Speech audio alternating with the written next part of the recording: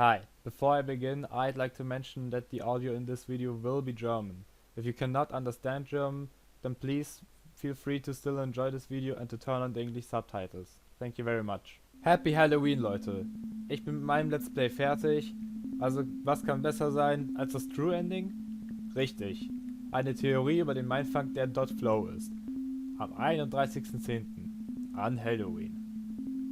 Also dunkelt euer Zimmer ab und stellt euch eine Kerze auf den Tisch. Onkel Schwabbo wird euch jetzt eine Geschichte erzählen. Und als kleiner Disclaimer, ich weiß nicht, ob irgendjemand schon diese Theorie hatte. Ich habe mir bis jetzt keine wirklich durchgelesen, um die hier so persönlich wie möglich zu gestalten. Und selbst wenn einige Sachen ähnlich zu sein scheinen, bezweifle ich, dass ich diese Theorie zu 100% irgendwo übernommen habe, weil das einfach an der schieren Anzahl an Informationen eigentlich ziemlich unmöglich ist. Aber anyways, los geht's! Bevor wir in die Analyse gehen, hier erstmal Sabizukis Geschichte nach dieser Theorie. Sabizuki wurde in Armut geboren und kannte ihre Eltern nicht. Schon im jungen Alter wurde sie für Prostitution versklavt und mit Drogen in Schach gehalten, damit sie sich nicht wehrt. Aus diesem Grund verlor sie auch nahezu all ihre Erinnerungen an ihre Kindheit, mit Ausnahme einiger weniger Orte und Objekte. Doch auch während dieser Zeit können Freundschaften entstehen. Eine, vielleicht sogar die einzige Freundschaft, die ihr besonders am Herzen lag, war die mit einem schwarzhaarigen Mädchen mit einem blauen Kleid. Einige Zeit verging und ihre nächsten Erinnerungen waren weiße, kahle Wände und saubere Zimmer mit weichen Betten, ein ihr unbekanntes Gebäude mit noch unbekannterer Sicherheit und unbekannten Gesichtern, die fokussiert und gleich durch die Gänge liefen. Auch sie war verletzt, doch das hielt sie nicht auf. In Panik um ihre einzige Freundin durchsuchte sie das Krankenhaus. Auf dem Weg sah sie noch mehr Kinder, viele verletzt oder krank. Die Erwachsenen beachteten Sabizuki gar nicht. Sie waren mit anderen Fällen beschäftigt und sie war nur ein Opfer unter vielen. Sie suchte weiter und weiter und weiter, bis sie schließlich zum ersten Mal wirklichen Schmerz fühlte. Während einer Operation standen weiß bekleidete Menschen um ihre Freundin herum und schienen sie nur zu beobachten, während sie mit aufgeschnittenem Oberkörper behandelt wurde. Sabizuki hat schon vieles gesehen, doch die Gedärme ihrer Freundin, der einzigen Person, die sie vertrauen konnte zu sehen, narbte sie für ihr gesamtes Leben. Das schwarzhaarige Mädchen starb, doch sie konnte vollständig ausheilen. Noch nicht einmal sie selbst wusste, was sie mit ihrem Leben anstellen sollte. Ihre Eltern waren unbekannt, genau wie der Rest ihrer Familie. Es wurde beschlossen, sie in die Gesellschaft zu integrieren. Sie bekam temporär ein Apartment gestellt, konnte zur Schule gehen und lebte zum ersten Mal, wie sie es eigentlich hätte sollen. Für eine kurze Zeit führte sie ein normales Leben. So grauenhaft allerdings das Schicksal sein kann, hielt dieser Frieden nur kurz. Trotz eines nun zufriedenen Lebens wählte sie eine falsche Richtung. Ein Schüler an ihrer Schule schien nicht der zu sein, für den alle hielten. Seine Intention ist unbekannt, doch er hat sich mit Sabizuki angefreundet und sie zurück in ein schmutziges und kaltes Leben auf der Straße geführt. Sei es eine Sekte oder eine Gang oder irgendetwas anderes. Sie jedoch hatte keine Angst, für ihre Gruppe zu tun, was nötig war, selbst wenn es den Tod anderer bedeuten soll. Ein Tattoo auf den Augen war ihr Zeichen, die Strafe an ihre Feinde das Verstümmeln eines Auges. Ihre bevorzugte Waffe war das Eisenrohr. Sie führte allerdings bis dahin immer noch ein relativ ruhiges Leben, bis es zu einem verhängnisvollen Tag kam. Hier halfen weder Drogen, um sie vergessen zu lassen, noch war es so lange her, dass sie sich nicht mehr daran erinnern kann. Eines Tages waren sie und ihre Gruppe im Keller der Schule. Sie wusste nicht wieso, doch sie planten eine Falle. Einige Schüler, vielleicht sogar irgendwelche, sollten an einem ruhigen Tag aus irgendeinem ausgedachten Anlass in die Schule in den Keller kommen. Die meisten würden ablehnen, doch einige machten den Fehler und trauten sich. Für die meisten war dies dann auch der letzte, denn dort wurden sie gefangen gehalten, verletzt, misshandelt und ermordet, unter anderem durch Sabizuki. Jetzt war sie diejenige, die unschuldige Menschen das Leben nimmt. Der Höhepunkt, oder besser gesagt der Tiefpunkt, war, als sie sich beschlossen haben, eine Leiche zu verspeisen. Selbst das war doch zu hart für sie, doch sie wollte niemanden enttäuschen. Sie wusste, was sie getan hat, und sie musste es zu Ende bringen. Unter den qualvollen Schreien ihrer gefolterten Mitschüler biss sie mit den anderen in eine der Leichen. Das Risiko war bekannt und zumindest Sabizuki wurde gefasst. Sie war ein eindeutiger Täter und wurde schuldig gesprochen. Doch ihr Schicksal führte sie nicht ins Gefängnis, wie es für andere kleine Fälle fast der Fall gewesen wäre. In einer kleinen, geschlossenen Psychiatrie hatte sie nur wenig Kontakt mit der Außenwelt oder mit anderen Patienten sogar. Eine Person gab es allerdings, mit der Sabizuki viel Zeit verbrachte. Diese Person war eine recht kleine Frau, oft gekleidet mit grünen Kleidern. Nachdem Sabizuki so oft anderen das Gesicht eingeschlagen hat, konnte sie sich allerdings keine neuen Gesichter mehr merken. Deswegen merkte sie sich die Dame nur noch mit einem Taucherhelm. Eine grundlegende Therapie braucht sehr lange, doch irgendwann mal freundeten sich Patient und Therapeut an. Tatsächlich entdeckte sie währenddessen Biologie als Interesse, da ihre Therapeutin außerhalb der Psychiatrie sehr viel mit Naturwissenschaften zu tun hatte und ihr viel darüber erzählte und beigebracht hat. Es verging noch viel mehr Zeit, bis Sabizuki so weit fortgeschritten war, dass sie wieder in ihr altes Apartment einziehen durfte. Die Behandlung war allerdings noch nicht zu Ende. Einen letzten Schritt mussten sie noch gehen, was zum heutigen Tage führte. Es ist nötig, dass sie sich an so viel wie möglich in ihrem Leben erinnert. Dazu gehören wichtigste Ereignisse und Kernpunkte in ihrem Leben. Sie hat alle Zeit der Welt dafür, sich daran zu erinnern. Mit einer Methode, in der sie so konzentriert ist, dass sie alles um sich herum vergisst. Flow. So, das war jetzt eine ziemlich lange und vielleicht auch ziemlich verwirrende Geschichte. Und sicherlich werden einige von euch andere Theorien haben, was natürlich vollkommen verständlich ist. Solche Spiele haben es schließlich an sich, dass man in sie viel hineininterpretieren und sortieren kann. Und das war übrigens nur der erste Teil.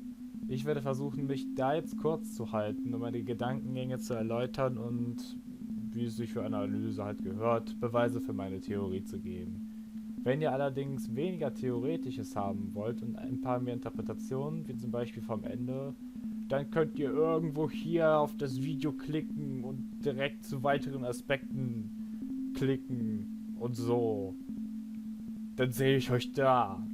Und ansonsten, hi an alle, die jetzt noch da geblieben sind. Zeit für die Analyse. Unterteilen wir die Geschichte doch einmal. Wir haben ihre Kindheit, die Zeit im Krankenhaus, ihr normales Leben, ihr Leben seit der Gruppe, der kleine Abschnitt im Schulkeller, weil der nochmal extra analysiert werden kann, ihre Zeit in der Psychiatrie und die Gegenwart. Zu jedem Abschnitt lassen sich Orte, Effekte und Charaktere zuordnen. Eventuell baue ich dann auch sonstige Events noch ein, falls da irgendwas Wichtiges ist und so. Von den Orten her haben wir direkt am Anfang zufälligerweise einen ganzen Block, der im Spiel direkt zusammenhängt. Das Regenbogenlabyrinth, das Hotel und die Straßen davor, der Abwasserkanal und die Slums. Letztere zeigen, dass sie arm waren. Beim Hotel ist ganz klar zu erkennen, dass es sich um ein Love-Hotel handelt, also eine Art Bordell. Das ist erkennbar an den Herzen vor dem Hotel und den Zimmern mit Mates, die wohl im Zimmer bereitstehen für Sachen. Das Rainbow Maze ist deswegen so verwirrend und neonfarben, weil die Drogen, die ihr verabreicht wurden, sie alles vorherige vergessen ließen. Auch das Event mit der Drogenblume könnte ein Einzeichen dafür sein. Das Hotel ist neonfarben, was auf Rauschmittel hinweist und sie die Welt in besagten Neonfarben sehen ließ. Jetzt könnte man natürlich meinen, hey, warte mal. Vielleicht war sie einfach ein bisschen einsam und war selber oft in diesem Hotel und hat ein bisschen Rave-Party gemacht. Da kommt nämlich dieses kleine Event im Spiel, dieses, wenn man es Event nennen will, was Licht in die ganze Sache bringen wird. Geht man nämlich ins Bad und schaut in den Spiegel, sieht sie sich selbst, jedoch nackt und mit einem leblosen, zerstörten Ausdruck. Auch die Personen, die im anderen Raum festgehalten wurden, weisen darauf hin, dass es Leute gab, die gegen ihren Willen festgehalten wurden. Darunter eventuell auch Sabizuki. Der Psychedelic-Effekt spielt eine klare Rolle in dieser Zeit. Auf dessen Bedeutung muss ich dann wohl nicht nochmal eingehen. Und eventuell auch dieser Slime-Effekt. Man kann ihn wörtlich nehmen und sagen, dass es sich um den Dreck des Slums handelt und der Abwasserkanäle. Man kann aber auch so weit gehen und sagen, dass der Slime eine Metapher für anderen Schleim ist. im Love Hotel. Ja, ich möchte niemandem Bilder in den Kopf setzen. Charaktere gibt es hier keine wirklich, bis auf das schwarzhaarige Mädchen. Man sieht sie zwar in diesem Teil nicht, aber was nicht heißen muss, dass sie nicht schon früher eine Bedeutung hatte. Möglicherweise ist sie sogar eine der Gefangenen im weißen Kleid. Gehen wir etwas weiter in der Zeit, haben wir zwei Krankenhäuser in Sabizukis Traumwelt. Das größere hieße sogar Child Hospital laut der Wiki, also gehen wir einfach mal davon aus, dass nur dieses erstmal Bedeutung hat. Das und der weiße Raum, in dem man das schwarzhaarige Mädchen tot auf dem Boden sieht. Dazu aber gleich mehr. Im Krankenhaus selbst laufen viele Personen zufällig rum, einige von ihnen verletzt, sind also Personal und die Kinder, die behandelt wurden. Im selben Krankenhaus ist nämlich auch die junge Sabizuki. Als weiteren nennenswerten Charakter gibt es auch einen von Fans genannten Dr. Otschki, der wahrscheinlich der Arzt war, an den sie sich am besten erinnern konnte, wenn man bedenkt, dass es keine anderen Ärzte oder sonstigen wichtigen Personen gibt. Was ist aber jetzt mit dem schwarzhaarigen Mädchen? Als in der Geschichte eben gesagt wurde, dass sie während einer Operation gesehen hat, war gemeint, dass sie absolut batshit crazy wurde und die Tür niedergerissen hat. Also, es kann so sein, aber wer weiß. So hat sie es ja schließlich gemacht, um an eine der 3 leeren Effekte zu kommen. Dazu aber auch später in der Interpretation mehr. Jetzt kommt man aber durch andere Wege in die weiße Welt. Wie auch immer, es ist vermutlich nicht falsch zu sagen, dass der Saal komplett weiß beleuchtet war, vielleicht weil sie von den Lichtern geblendet wurde, und die Personen, die um das Mädchen standen, die Ärzte waren, die sie behandelt haben. Als einzigen Effekt hier ist eigentlich nur der Viscera-Effekt bedeutungsvoll. Wieso sollte, glaube ich, klar sein. Nach einem weiteren Sprung sind wir dann in ihrer normalsten Zeit angelangt. Dieser Abschnitt könnte vielleicht sogar am schwierigsten zu beweisen sein, und zugegeben, es fühlt sich auch ein bisschen so an, als würde man einfach sagen, boah, keine Ahnung, was ich mit dem Rest anfangen soll, also keine Ahnung, machen wir einfach mal so. Zu dieser Zeit spielt ihr Zimmer, die Apartments und die Schule eine wichtige Rolle. Sie führt ein normales Leben an normalen Orten, was für sie natürlich was komplett Neues ist. Deswegen sind in diesem Abschnitt die meisten Effekte einzuordnen, weil das einfach irgendwelche Alltagsgegenstände sind. Alltagsgegenstände wie Fernseher, Kopfhörer, Kleider und eventuell auch die Katze. Obwohl auch sie eigentlich als Begleiter in ihrer Kindheit angesehen werden könnte, wenn man bedenkt, wo man sie findet. Aber sonst sind das alles Sachen, von denen Sabizuki total begeistert war, die komplett neu für sie waren. Der nennenswerteste Effekt ist aber da wohl die Pfeife. Möglicherweise eine Gefahrenpfeife, die sie benutzen soll, wenn sie sich gefährdet fühlt. Sowas gibt es ja heutzutage tatsächlich gar nicht mal allzu selten, deswegen ist es weniger verwunderlich, dass sie so eine hatte. Sicher hat sie sich dann aber wohl nie gefühlt, da die Pfeife keinen Laut von sich gibt, wenn man sie benutzt. Sie fühlte sich also nie wirklich wohl. Die Kaibutsu sind Mitschüler gewesen, die später noch Bedeutung haben, und Smile ist entweder ein Lehrer oder ebenfalls ein Schüler gewesen. Gehen wir mal vom Letzteren aus. Mit ihm fängt nämlich auch ihr nächster Lebensabschnitt an. Dieser Ort hat keine eigene Bezeichnung, also nenne ich ihn einfach mal Die Straße. Das war der Ort, an dem man ungefähr den Handgun-Effekt findet. Dort, in den Slums und bei Smiles Haus und in der Schule hat sie wohl die meiste Zeit verbracht. Es gibt auch einen Ort namens Sugar Hole, was das Café mit dem einen Kaibutsu und dem Eisenrohr war, der wichtig zu sein scheint. Allerdings gibt es für diesen Ort zu viele Möglichkeiten, um was es sich handelt. Eine Möglichkeit ist, dass es ein Treffpunkt ihrer Gruppe, einer feindlichen Gruppe war oder einfach nur ein normales Café. Zuletzt gibt es noch einen Ort namens Prison, also dort, wo die Guillotine war. Aber in dieser Theorie handelt es sich tatsächlich weniger um einen Ort, den sie kennt, sondern mehr um einen Ort ihrer Vorstellung, wie es dort sein könnte. Eine Manifestation ihrer Angst, eingesperrt zu werden, wieder eingesperrt zu werden und oder die Todesstrafe zu erhalten. Es ist schwer zu sagen, was jetzt richtig ist. Der Effekt Black Hood, Tattoo, Mono Eye, Handgun und Iron Pipe, eventuell auch Corpse und Gas Mask, deuten eindeutig darauf hin, dass sie in einer Art Gang war oder in irgendeiner ähnlichen Gruppe. Woraus man allerdings nur schließen kann, ist, dass die Eisenstange ihre bevorzugte Waffe war und dass sie und Smile unter einer Decke stecken, da beide das Tattoo haben. Der Leicheneffekt zeigt uns, dass Sabizuki weiß, wie eine Leiche aussieht. Im schlimmsten Fall, weil sie diese Leiche erzeugt hat, wenn ihr wisst, worauf ich hinaus will. Die Gasmaske ist allerdings kein Zeichen ihrer Gang, sondern eventuell einer Rivalen-Gang gewesen, aber das ist auch etwas, worauf ich später noch mehr eingehen werde. Die Sache mit dem Mono-Eye ist übrigens nur Spekulation. Es macht Sinn, dass Sio in diesem Zusammenhang das Bild eines einzelnen blutroten Auges im Kopf hat. Interessant ist aber vor allem, dass Sister, die Person hinter Smile in seinem Haus, Angst vor Sabitsuki hat. Allerdings nicht Smile. Also ist das einerseits das Zeichen, dass sie diese Gruppe geheim halten und dass Smile Sabitsuki freundlich gesinnt ist. Jetzt kommen wir auch zu der Sache mit dem Schulkeller. Es muss wohl eine gravierende Sache in ihrem Leben gewesen sein, wenn eine der leeren Effekte dort zu finden war. Natürlich ist die Schule hier im Fokus, allerdings auch die Deranged Mouth World und eventuell die Flash Walls, also die rote Eingeweidwelt, wenn sie nicht eher in Verbindung mit dem schwarzen Mädchen ist. Beides ist möglich. Charaktere und Effekte sind hier ähnlich wie im vorherigen Abschnitt. Die Kaibutsu spielen hier aber eine wichtigere Rolle. Sie sind höchstwahrscheinlich die Mitschüler, deren Gesichter von Sabitsuki eingeschlagen wurden. Man kann es in den Sprites nicht so genau erkennen, es besteht aber die Möglichkeit, dass sie unter anderem so verstümmelt aussehen, weil Teile ihres Gesichts gegessen wurden. Warum sonst sollten ständig Bilder von blutenden Mündern auftauchen? Das Blut ist das ihrer Mitschüler, irgendwas trieb sie zum Kannibalismus. Wahrscheinlich ihre Gruppe.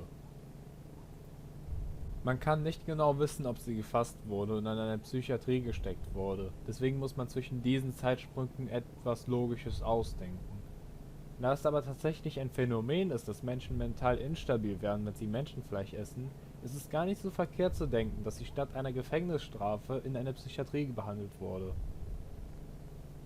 Es gibt genügend Fälle im Real Life, wo dies der Fall ist. Also warum nicht bei Sabitsuki? Das kleinere Krankenhaus ist wie ein Labyrinth, vielleicht weil sie sich dort verloren gefühlt hat. Sie hatte keinen Kontakt zur Außenwelt oder zu anderen Menschen, mit Ausnahme von Oreko, der Person mit dem Taucherhelm. Laut dem Wiki ist Oreko allerdings ein kleineres Mädchen, aber ganz ehrlich, wie soll das Maschine und Wissenschaft erklären? Anyways, wenn man bedenkt, wo man Oreko sieht und was sie macht, könnte alles, was mit Pflanzen und Biologie zu tun hat, wirklich ein Resultat dieser Therapie sein. Die Famicom World ist dabei auch entweder ein Teil der Therapie gewesen, da Videospiele auch im Real Life für therapeutische Zwecke benutzt werden, oder, was ziemlich schade wäre, wenn es doch nur eine Referenz an Yumeniki ist. So traurig es klingt, aber so oft wie sich die beiden Spiele ähneln, könnte das sogar der Fall sein. Aber man will ja positiv bleiben, vielleicht passt er doch in die Theorie rein. Man könnte auch argumentieren, dass die ganzen Industrial Worlds, also das orangene Labyrinth und die Schneewelt zum Teil, irgendetwas damit zu tun haben, da man dort schließlich den dritten leeren Effekt findet. Allerdings sind da die Interpretationen vielleicht doch etwas zu weit gefächert. Nehmen wir einfach mal an, dass Sabitsuki in einer Großstadt behandelt wurde und zum ersten Mal diese verwirrenden Industriedistrikte gesehen hat. Zum Schluss kommen wir also zur Gegenwart, wo ich hier schon mal teilweise Interpretationen mit Analysen machen werde. An alle, die bis hierhin geskippt haben, willkommen zurück. Leider gibt es nicht viel zum Interpretieren, also wird das wohl der kürzeste Teil der ganzen Theorie sein. Gehen wir doch aber mal nach Leitfragen, weil Leitfragen cool sind. Und spooky. Zuerst sollten wir uns vielleicht eine der wichtigsten Fragen stellen. Was ist Flow? Flow, zumindest nach dem, was ich jetzt gelesen habe und so wie ich das verstanden habe, ist ein Zustand, in der eine Person mit etwas so beschäftigt und so konzentriert ist, dass sie fast ununterbrochen daran arbeitet und die Zeit vergisst. Das war jetzt vielleicht nicht die wissenschaftlichste Beschreibung, aber sicherlich könnt ihr euch was darunter vorstellen. Man kennt ja das Sprichwort. Man kennt ja das Sprichwort im Flow sein. Die Aufgabe darf dabei allerdings nicht zu schwer sein, da es sonst Frustration auslösen würde. Es darf aber auch nicht zu einfach sein, weil es sonst zur Langeweile führen würde. Es muss also etwas sein, was man gut kann, allerdings nicht zu gut. In Sabitsukis Fall geht das natürlich schlecht, zu gut oder nicht gut genug im Nachdenken zu sein. Und vielleicht ist es noch nicht mal das aktive Nachdenken selbst, was sie in den Flow-Zustand bringt. Warum ein PC? Wenn sie nicht aktiv am Nachdenken ist, muss es doch irgendetwas anderes geben, was sie macht, um sich an alles erinnern zu können. Und da kommt der PC ins Spiel. Man sieht zwar nicht, was sie tut, es kann also alles Mögliche sein. Sie könnte passiv nachdenken, während sie gerade etwas anderes tut. Zum Beispiel persönlich mag ich zu denken, dass sie irgendetwas schreibt oder irgendetwas zeichnet und währenddessen nachdenkt. Vielleicht sogar das über ihre Gedanken macht. Was halt etwas ist, worüber man relativ wenig aktiv nachdenken muss, sodass sie sich auf ihre Gedanken konzentrieren kann. Es ist sogar möglich, dass sie einfach nur auf einen schwarzen Bildschirm schaut. Aber das ist wohl eher weniger der Fall. Dann fällt das doch wohl eher in die Kategorie Langeweile. Was ist jetzt also los mit Sabizuki? Wie schon im Analyseteil gesagt, ist es klar, dass sie irgendwelche schweren Schäden aus ihrer Kindheit zu haben scheint. Und auch das Essen von Menschenfleisch Auswirkungen auf sie hatte. Ich bin jetzt kein Pädagoge, doch von dem, was ich gehört habe, ist ersteres, diese grauenhafte Kindheit, die sie durchlebt hatte, definitiv ein Zeichen von Unterentwicklung bzw. nicht richtig entwickelten menschlichen Verhalten, was durchaus im späteren Leben zur überdurchschnittlichen Gewaltbereitschaft und fehlender Empathie führen kann. Auch Depressionen und Angstzustände sind mit Sicherheit nicht auszuschließen. Wer oder was ist jetzt Rust? Das ist jetzt das Interessante. Anhand des Aussehens könnte Rust ihr früheres Ich sein, aber auch, weil sie die Orte erreichen kann, an die Sabizuki selbst nie dran kam. Erst als sie alle Effekte gefunden hat, also sie sich an fast alles erinnern konnte, konnte sie sich an diese 3 wichtigsten Ereignisse erinnern. Jetzt bleibt aber die Frage, wer oder was ist die Sabizuki am Ende, im letzten Level? Am einfachsten wäre es jetzt zu sagen, dass es ihre böse Seite wäre. Aber wäre das Rust dann nicht auch? Die kann auch nicht ihr früheres Ich sein, da Rust dies schon ist. Die gegenwärtige Sabizuki oder die zukünftige auch eher unwahrscheinlich. Alternativ ist Rust vielleicht sogar das Gute in ihr, oder zumindest das bisschen, was sie noch hat. Was sind jetzt also diese roten Dämonen? Da die roten Dämonen Sabizukis Effekte nehmen und Rust sogar verletzen, kann man vermuten, dass sie Manifestationen von kleinen Schockern sind. Sie wird dadurch nicht aus dem Flow geworfen, aber so verkehrt wird es wohl nicht sein. Bei Sabizuki kommen sie nur an einer Stelle vor, nämlich in den Flashballs in der Deranged Mouth World. Dort erinnert sie sich, ob sie es will oder nicht, an gleich 2 der 3 signifikantesten Ereignisse in ihrem Leben. Sie ist nicht bereit dafür und für den Moment verwirrt. Bei Rust ist es sogar noch schlimmer. Zwar hat es keinen Effekt fürs Ende, doch je mehr sie durch die Dämonen korrupt wird, desto schlimmer wird ihre Welt. In Rust zweifelt sie immer und immer mehr an sich und an ihre gute Seite, je mehr sie auf diese Schocker trifft, weswegen sie am Ende durch diese vielen Dämonen selber so aussieht, wie die Sabizuki am Ende. Wer sind diese Mates mit den Gasmasken? Das ist wohl einer der größten Mysterien in .flow. Es gibt vor allem für diese Theorie einfach viel zu viele Möglichkeiten, was es sein kann.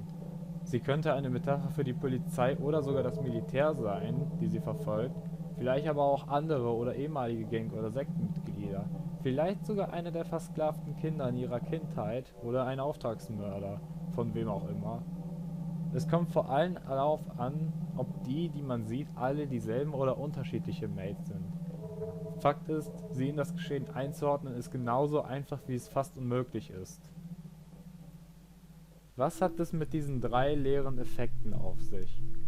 Die 3 leeren Effekte, für alle, die bei dem Analyseteil nicht dabei waren oder nicht gecheckt haben, wovon ich hier die ganze Zeit rede, sind die wichtigsten Punkte in ihrem Leben. Der erste Effekt mit dem riesigen schwarzhaarigen Mädchen ist ihre Freundin, die sie mit offenem Oberkörper hat sterben sehen. Deswegen auch dieses Explodieren. Der zweite leere Effekt ist der Mund, der das kannibalistische Ereignis in der Schule repräsentieren soll, was man halt im Schulkeller gefunden hat. Und der dritte leere Effekt ist sie selbst in einer Tube.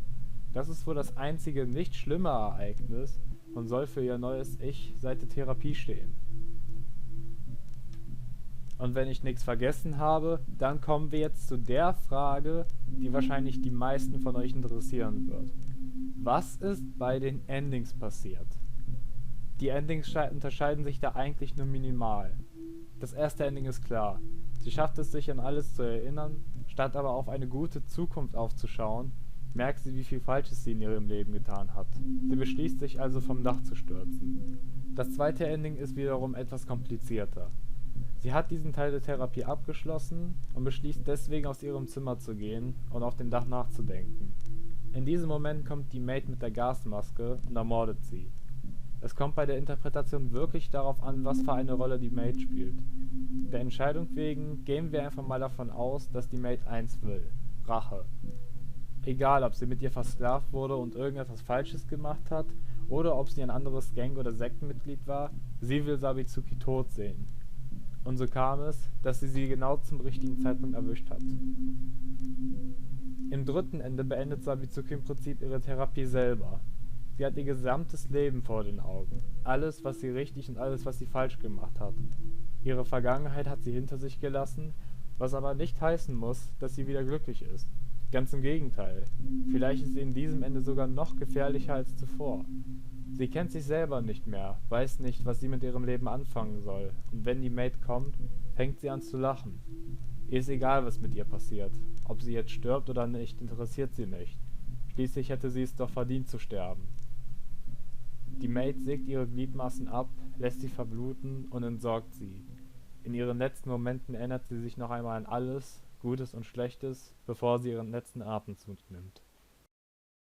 Puh, das war jetzt ziemlich viel, aber so eine Theorie muss ja gut behandelt werden. Und gut mit Beweisen belegt werden, so wie wir es in der Schule gelernt haben. Ich hoffe, euch hat dieses Video gefallen. Habt ihr noch weitere Theorien oder habt ihr Verbesserungsvorschläge für diese? Wenn ja, schreibt sie gerne in die Kommentare. Ich bin gespannt, wie ihr dieses Spiel aufgegriffen habt. Und bis dahin, Leute, habt auch ein spooky Halloween.